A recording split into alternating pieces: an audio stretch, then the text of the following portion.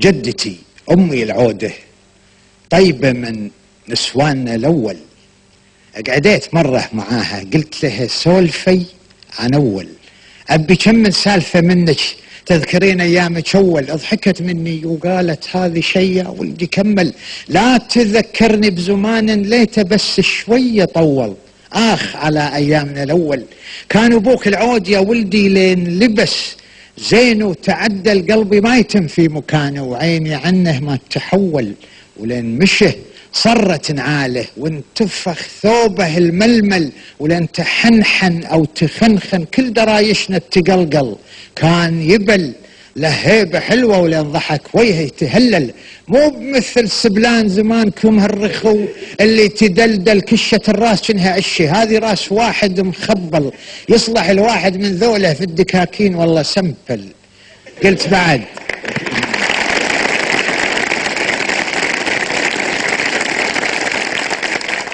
بعد يا يد بسأل. قالت ايش قد تسأل؟ قلت لها يوم كنت شابة صغيرة قد حبيت يا حد. ضحكت مني وتمت تنتفض والدنيا مو برد. قالت استغفر من الله لا تكفر يا الهيش لربد.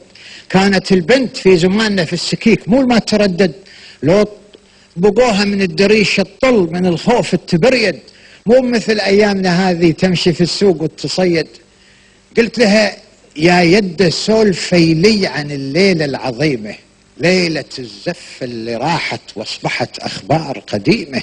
قالت الزف خذوني مريم وبنة وحليمة في وسط زولية حمره بالغصب كني يتيمة، وقالوا اسم الله عليها وهالحسن الله يديمه.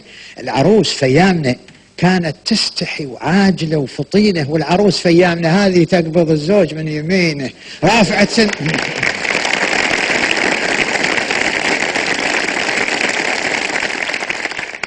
العروس في ايامنا كانت تستحي وعاجله وفطينه، والعروس في ايامنا هذه تقبض الزوج من يمينه رافعه راسها تضحك ولين تعب زوجها تعينه.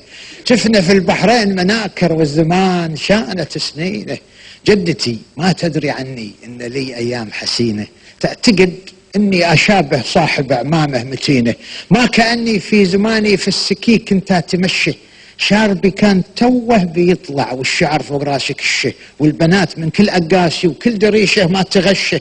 هذه تضربني بعنقيشه وهذه تحذفني بغرشه، وانا ماشي في طريقي ما ارتعش مول حتى رعشه. هذه سالفه من سوالف جدتي الطيبه الوحيده قلت لكم منها، وباكر اللي يبي الزود بزيده. وشكرا.